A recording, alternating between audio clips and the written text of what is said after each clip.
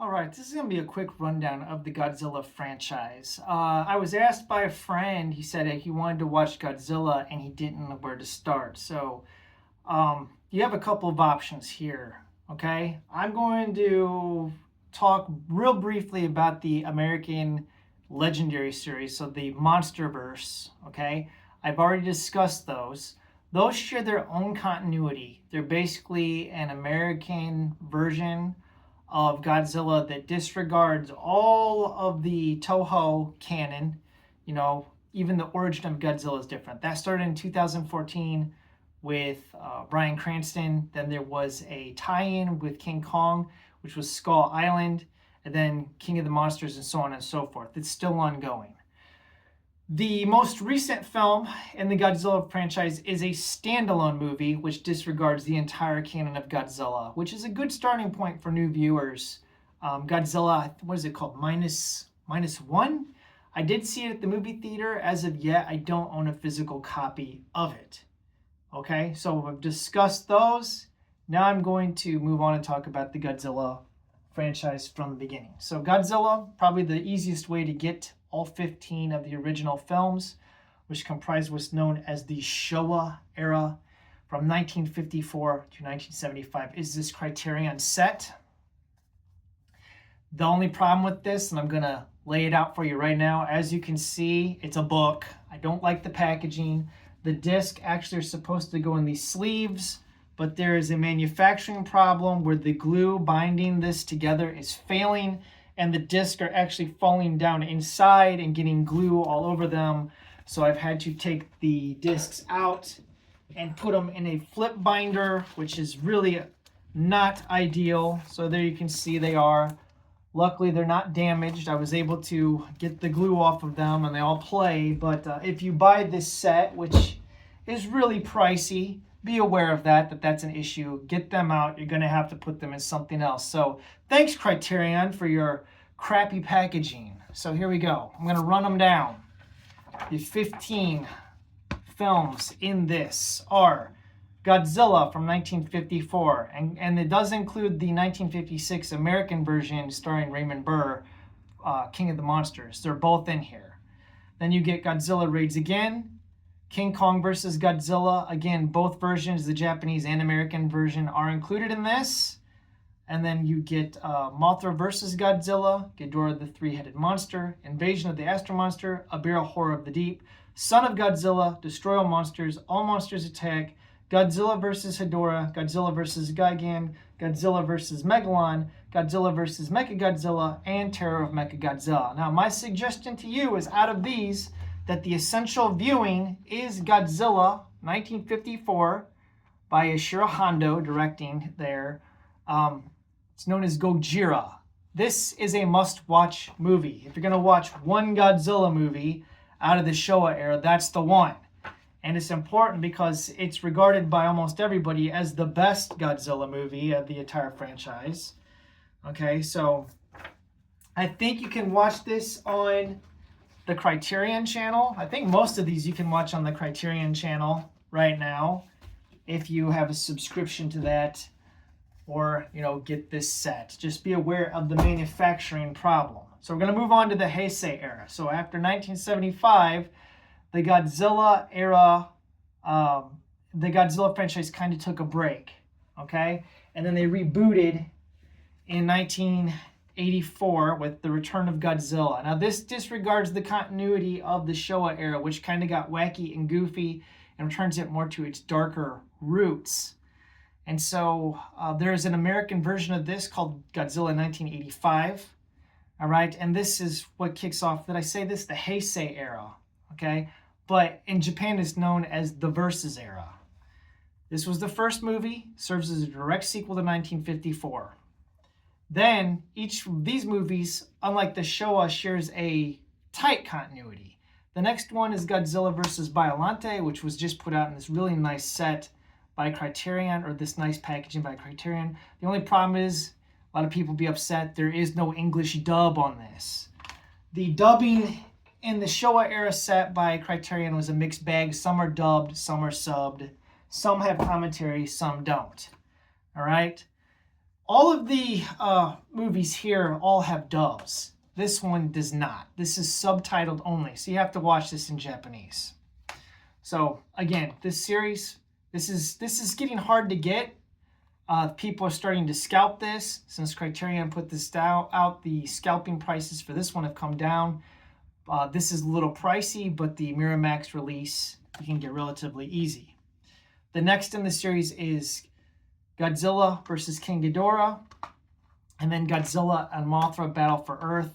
These each come in a double set, so there's a movie there and a movie there. All right, and each of these is going to be the same. The next is Godzilla versus Mechagodzilla 2 and Godzilla versus Space Godzilla. Again, these have both subs and dubs, so you can switch the audio track on them, all remastered in high definition. And then the final in that series is Godzilla versus Destroya, right here. All right, this is packaged with Godzilla versus Megaguirus, which is not part of the Heisei era. Okay, so okay, as far as, yeah, I guess that's it.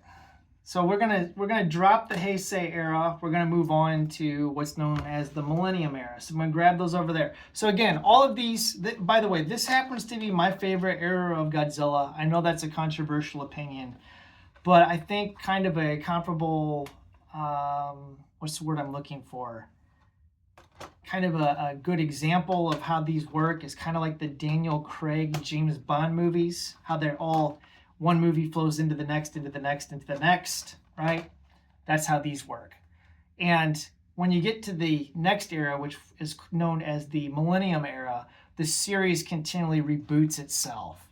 So it's going to begin, TriStar Pictures got the rights for Godzilla and made the horrible Matthew Broderick movie, Godzilla 1998.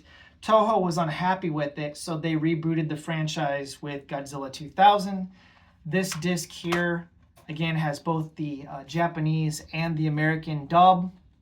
All right, so both versions are on here, the American and Japanese version. It disregards the continuity of all of these. It disregards the continuity of all of the Showa era and serves as a direct sequel just to the 1954 Godzilla. And then the next film, which was packaged with this Heisei, so Megaguirus, disregards the continuity and just reboots again as a direct sequel to 1954. And then Godzilla, Mothra, and King Ghidorah, Giant Monsters All Out Attack is a direct sequel to 1954. And then Godzilla against Mechagodzilla is a direct sequel to 1954. So as you can see, they keep on rebooting it over and over and over again. And then this is the only one in here that actually has a sequel. Godzilla against Mechagodzilla.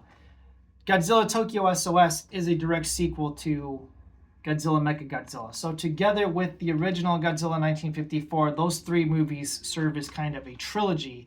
And then you get Godzilla Final Wars, which disregards everything and is a direct sequel to 1954. But Godzilla fights like every monster in the Godzilla catalog, including Godzilla from Godzilla 1998, the American Godzilla. They bought the rights for that character really cheap from TriStar, and Godzilla kills Godzilla, the American Godzilla, which is known as Gino by fans, Godzilla in name only. So there you go. And then, of course, Toho takes a break. The legendary film franchise kicks off, and then they make Shin Godzilla, which is a complete reimagining and reboot of the franchise, which disregards everything and starts over from ground zero. And this is really kind of a political satire about the Fukushima disaster. Okay, it's kind of an allegory for that. So you can watch this as a standalone. A lot of people don't like it. I happen to like it, but you know, it's an acquired taste. A lot of these Godzilla films people are gonna laugh at, and of course you've got the various tie-ins because, for instance, in the Showa era, you had Mothra appears in the fourth Godzilla film. All right. And Mothra had her own standalone movie. This is the Mill Creek Steelbook here. This also has both Japanese and the American dub for this, so you can toggle the audio options. And of course, Godzilla versus King Kong. The King Kong character was made in 1933, so King Kong ties into the Godzilla franchise. All right, and then the Heisei era, which is my favorite era, did have Mothra spawn off into her own trilogy of movies. The Godzilla Rebirth of Mothra collection. You get Rebirth of Mothra, Rebirth of Mothra 2, and the Rebirth of Mothra 3. So Rebirth of Mothra is on there, and then 2 and 3 are on the second disc. But these are more like kids' movies. These were like for children. So I like them, but a lot of people despise these. So I guess that's it. That's my rundown. Now, where do I recommend starting? Like I said, I think you should watch the original Gojira from 1954, the very first movie. And then you kind of have to decide where to go. Maybe you can dip your toes into the Millennium series. I mean, I think that at least these 3 films, okay, Godzilla, Mothra, and King Ghidorah, Giant Monsters All Attack. This is a really great movie, and I really like Godzilla against Mechagodzilla, and Godzilla Tokyo SOS. I think are decent. That's really all I can say for the Millennium series. I'm not really a big fan of, Godzilla 2000. It's okay. It's kind of a mid-tier Godzilla film for me, but my favorite is, the Heisei era. Biollante is probably like in my top 5 favorite Godzilla films, along with Godzilla vs. Destroya. And I do like the fact that all these movies are connected and share a continuity. So I'll run down those one more time. Godzilla, The Return of Godzilla, Godzilla vs. Biollante, Godzilla vs. King Ghidorah, Godzilla and Mothra, The Battle for Earth, Godzilla vs. Mechagodzilla 2, weird title, Godzilla vs. Space Godzilla, and Godzilla vs. Destroya. So I hope that helps. Anyways, under 13 minutes, so I guess that's pretty good. Thanks for watching this, me geeking out. My wife will be rolling her eyes at this, and all the female viewers are probably thinking, what a nerd, but have a wonderful day.